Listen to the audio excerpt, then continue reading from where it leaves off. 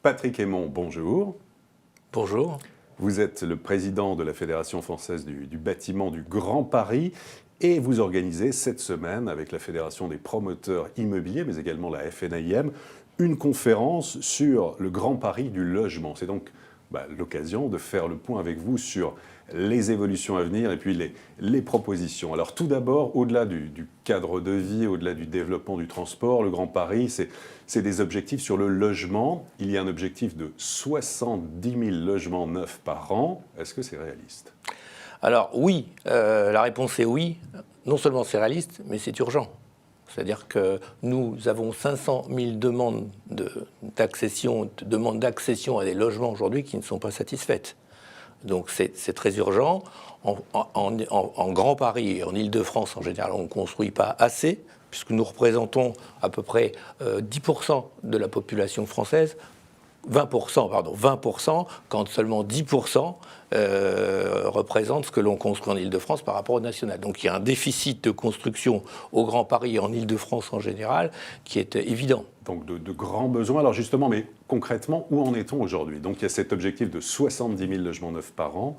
Où en est-on aujourd'hui ? Alors, en 2014, on n'aura pas fait les 70 000. On aura fait un petit 50 000 si on veut être optimiste, 49 000 exactement. Et nous étions descendus en 2013 à 35 000. Donc voilà. Il y a du mieux, mais on n'a pas Il y a du encore mieux, l'objectif. mais voilà, on approche les 50 000, c'est pas suffisant. Alors, pour construire, il faut aussi une volonté politique. Comment peut-on aider les maires bâtisseurs ? Alors la volonté politique, elle est là. Elle a toujours été là, je crois, quels que soient les bords politiques, comme on dit. Je crois que les politiques savent qu'au-delà de l'adage quand le bâtiment va, tout va, au-delà de ça, ils savent très bien que la construction, c'est facteur de dynamisme, c'est facteur d'attractivité pour les entreprises. Et Dieu sait qu'on a besoin que les entreprises se portent bien. Et aussi, on sait que quand on construit un logement, on crée en moyenne 2 emplois. Donc vous voyez qu'il y a aussi un souci pour les politiques de baisser le chômage dans notre pays en ce moment. Donc ils savent tous très bien que plus on construit, mieux c'est. Alors justement, quels sont on peut dire, les principaux secteurs aménagés du Grand Paris ? Alors, les principaux secteurs qui seront aménagés du Grand Paris on a commencé avec la ligne 15, avec le Grand Paris Express. Ce seront d'abord et en priorité toutes les gares autour de la fameuse ligne 15 qui va du pont de Sèvres jusqu'à Noisy-Champs. Voilà. Là, je pense que il va y avoir beaucoup d'investissements à faire. D'accord. Alors justement, à propos d'investissement, pour un investisseur immobilier, un particulier, quels sont les secteurs à suivre particulièrement sur le Grand Paris ? Alors aujourd'hui, il faut que j'ai envie de lui dire qu'il se renseigne auprès de son agent immobilier et des professionnels de l'immobilier en général. Mais il y a par exemple des secteurs autour de la grande bibliothèque à Paris, 13e. Où là, il y a le 13e arrondissement. Oui, c'est ça. C'est-à-dire qu'à la fois, il y a de la construction et de la reconstruction. Donc là, c'est intéressant d'investir. Dans les secteurs de Massy, également la ZAC de Vitry, qui est très dynamique et qui va être intéressant pour les investisseurs aujourd'hui.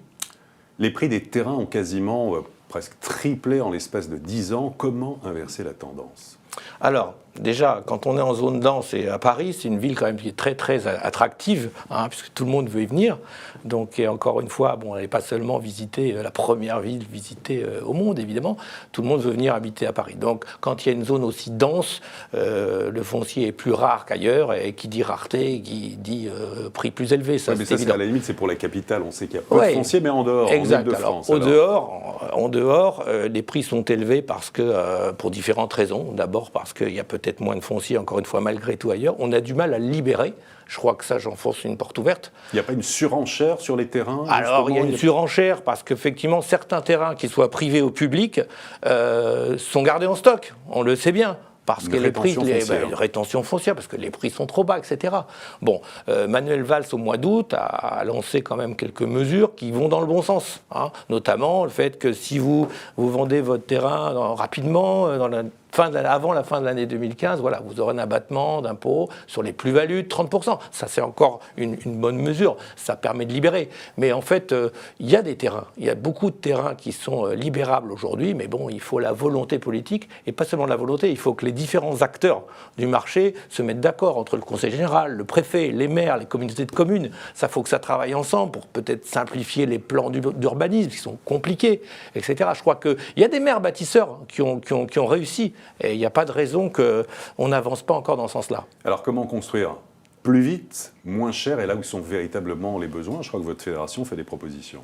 Ou alors, plus vite et moins cher, plus vite, c'est simplifier toute la réglementation qui existe autour de la construction. Et Dieu sait que là, je crois qu'en Europe, on est les champions du monde. C'est-à-dire que le code de la construction, plus le code de l'urbanisme, on est déjà à près de plusieurs dizaines, je ne vais pas dire de chiffres, pas me tromper, mais je crois qu'on est à 15 000, enfin plusieurs dizaines de milliers d'articles. Donc c'est très très difficile aujourd'hui de construire en France. Se rajoute à ça d'autres codes qui viennent s'imbriquer dans le code de la construction, plus des lois et des décrets. Donc ça devient très très difficile. Vous imaginez si on voulait construire une deuxième tour Eiffel à Paris, je pense que ça mettrait beaucoup plus de temps que la première fois. D'accord. Et puis d'autres propositions, alors notamment sur le prêt à taux zéro, je crois que votre fédération veut relancer, revoir, notamment élargir ce prêt à taux zéro en relevant le plafond de ressources, c'est ça? Oui, exact. Exact. Alors je veux finir, si vous voulez bien, sur le dernier point, parce que vous me disiez aussi comment construire moins cher. Il y a différentes mesures pour construire moins cher. Il y a aussi les normes de construction. Je parlais de la réglementation, mais il y a les normes qui nous assomment. C'est-à-dire qu'à un moment donné, il faut se demander pourquoi on a besoin d'autant de normes dans notre pays quand il y en a besoin beaucoup moins ailleurs. Bon, la deuxième chose, c'est la fiscalité sur la construction, qui est d'environ 30%. Quand elle est 18% en Allemagne. Et elle est en général 10 à 15% plus élevée que dans la moyenne européenne. Donc là, il faut quand même se poser des questions. Un investisseur de type international ou européen va peut-être pas se lancer sur la France immédiatement. D'accord. Alors, sur les propositions, justement, de la FFV. Alors, les deux dernières qui ont été saluées par notre président national, Jacques Chanu, c'est à la fois l'amélioration du PTZ+, je crois que c'est important pour les primo-accédants, les jeunes qui veulent acquérir un logement, et puis, effectivement, aussi sur la rénovation énergétique, on a aussi étendu les choses, et c'est deux mesures que l'on reçoit avec beaucoup de plaisir. Oui, vous souhaitez en fait étendre le crédit d'impôt transition énergétique aux résidences secondaires pour Absolument. Une durée d'1 an. Absolument. Pour terminer, est-ce que le Grand Paris va faire augmenter les prix de l'immobilier? En principe, non. C'est-à-dire aujourd'hui, les promoteurs nous confirment que les prix des terrains, notamment autour des 72 gares qui vont être construites dans le cadre du chantier du Grand Paris, ne sont pas en mode spéculation. Aujourd'hui, les prix restent raisonnables. Donc, il faudra attendre l'avenir. Mais aujourd'hui, non, il n'y a pas de raison que les prix flambent. Et d'une manière générale, plus on construit, moins c'est cher. Enfin, quand vous cherchez à acheter un appartement ou à louer un bien, si vous en avez 10 et vous avez le choix, vous paierez moins cher que si on est 10 à faire la queue pour un logement. Patrick Hémon, merci beaucoup. De rien. Et à très bientôt pour une prochaine édition du Club Imo, Explore Imo, Le Figaro.